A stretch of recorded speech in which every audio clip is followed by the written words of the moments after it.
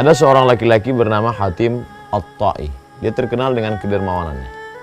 Lalu ada orang bertanya kepada Hatim, "Wahai Hatim, ya, adakah orang yang mengalahkanmu dalam hal kedermawanan?" Kata Hatim, "Ada." "Siapa?" "Aku pernah mampir melihat seorang anak yatim dari negeri Taji. Dan dia punya beberapa ekor kambing, warisan dari bapaknya. Lalu kemudian ketika aku bertamu, dia potongkan satu ekor kambing, dia masak, dan kepala kambing dengan otak kambing dia berikan, lalu aku cicipi, aku makan, aku nikmati, luar biasa. Dan ketika aku memakannya, aku katakan kepadanya, enak sekali, lezat sekali, baik sekali ini." Lalu dia pun pergi dari hadapanku, dan dia sembelih lagi beberapa ekor kambing. Dia suguhkan daging-daging, kepala kambing, otak kambing dia berikan. Dan ketika aku keluar dari tempat tinggalnya, aku lihat yang tadinya ada 10 ekor kambing bersimbah darah. Begitulah kedermawanan dia kepadaku. Kata Hatim At-Ta'i. Hatim At-Ta'i bercerita, inilah orang yang paling dermawan mengalahkan aku. Lalu kemudian aku, kata Hatim, bertanya kepadanya, "Kenapa engkau begitu dermawan sampai memotong beberapa ekor kambing untuk?" Lalu anak itu menjawab, "Subhanallah, Maha Suci Allah, sesuatu yang aku miliki engkau puji, kau katakan ini baik. Lalu apakah pantas aku sebagai hamba Allah pelit, bakhil, kikir, medit, menyimpan ini semua? Tidak layak. Oleh sebab itu aku berikan. Pantang bagiku untuk menyimpan sesuatu yang engkau puji. Hamba Allah yang baik, memuji nikmat Allah yang baik dari Allah yang maha baik." Lalu kemudian orang pun bertanya kepada Hatim At-Ta'i, "Hatim, ya, bagaimana cara engkau membalas orang yang dermawan itu, wahai Hatim?" Apa yang dilakukan Hatim untuk membalas? 300 ekor onta, 500 ekor kambing. Aku berikan sebagai balasan atas kedermawanannya kepadaku. Oh, kalau begitu dia masih kalah dengan engkau, wahai Hatim. Karena dia hanya memotong beberapa ekor, sedangkan engkau ratusan ekor. Kenapa engkau katakan dia lebih dermawan daripada engkau? Apa jawab Hatim At-Ta'i? Dia lebih dermawan daripada aku. Mengapa? Karena dia memberikan semua yang dia miliki. Sedangkan aku hanya memberikan sebagian kecil saja dari harta yang aku punyai. Begitulah mereka berlomba dalam hal kebaikan. Bagaimana dengan kita sekarang?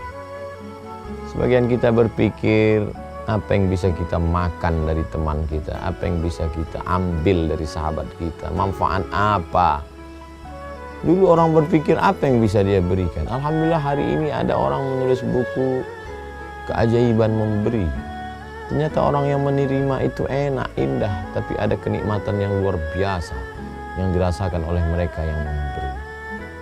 Dan ini bukan hanya sekedar ayat dalam Al-Quran, bukan hanya sekedar hadis lafaz dari mulut Nabi SAW, real, nyata, diceritakan dalam kitab-kitab, termasuklah yang sedang kita bahas sekarang. Bagaimana Hatim At-Ta'i dengan kedermawanannya, ternyata dia menemukan kedermawanan yang lebih daripada dirinya, karena dia memberikan ratusan ekor, karena dia punya ribuan. Tapi ada orang yang hanya memberikan seekor, 2 ekor, habis. Dan dia merasakan kenikmatan luar biasa. Dia sudah sampai pada puncak iman. La yu'minu ahadukum, kamu tidak beriman, hatta yuhibba li akhi, sampai kau sayang kepada saudaramu ma yuhibbu li nafsi, sama seperti sayang pada dirimu sendiri.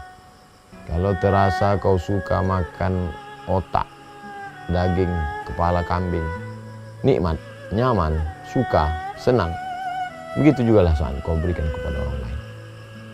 Begitu dalam kisah Hatim At-Ta'i. Apa pelajaran yang dapat kita petik? Bahwa ada nikmat punya harta, ada nikmat punya keluarga, ada nikmat punya kendaraan benda, ada nikmat punya materi, ada nikmat dimuliakan, diagungkan, dipuja-puji. Ada nikmat punya jabatan dan kekuasaan.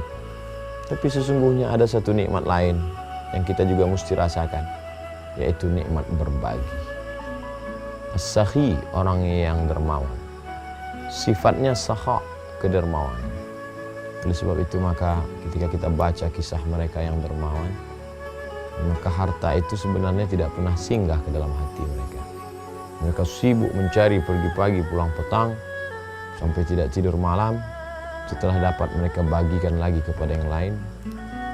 Sebagaimana dunia ini hanya sempat persinggahan, maka harta itu pun juga hanya titipan yang hanya berhenti sejenak di kantong, di tabungan, di rumah, kamar, laci, lemari, besi mereka.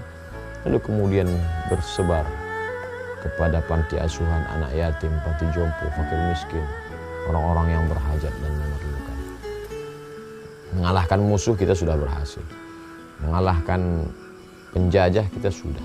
Tapi mengalahkan sifat bakhil, mengalahkan sifat tamak, mengalahkan sifat rakus, inilah yang sedang kita didik dalam hari baik bulan baik ini. Mudah-mudahan kita termasuk orang-orang yang sanggup membalas kebaikan orang lain lebih banyak.